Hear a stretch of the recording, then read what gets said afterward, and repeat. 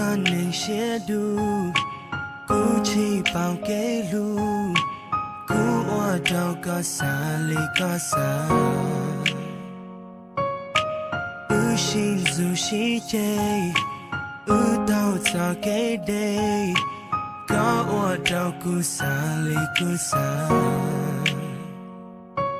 giờ cú oa chỉ trong nó có là sao bóng sẽ thêm mơ nhìn giờ mua ý tu là sao cả của mua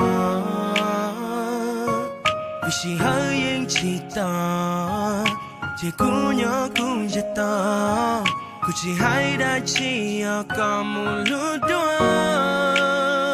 giờ tiếc có mu xa xa cho cú vì cú chỉ ở tu nên ở có lu giờ tiếc có lu thà lu ý tu và mua chỉ hơi đâu có lý cả mua đâu cú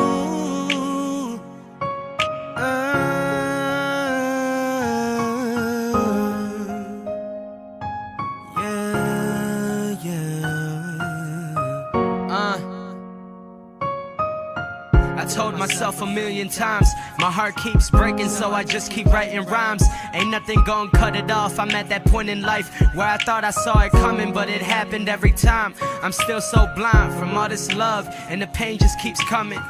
We did nothing, we chained each other up, and we became slaves of this thing called love. But your temper was crazy and mine was still thumping. Fuck what they said about us, I'm just trying to talk to you. Lost in the game we played, so I guess we both lose. I'm stressing and it's something that I know you would have seen, cause the more I look at you, you're just a reflection of me. Too prideful, and in a way you stand too strong. Too emotional to try and admit to me what was wrong. This is crazy even though the season changed. Thought I had it all together but the songs remain the same. Songs remain the same.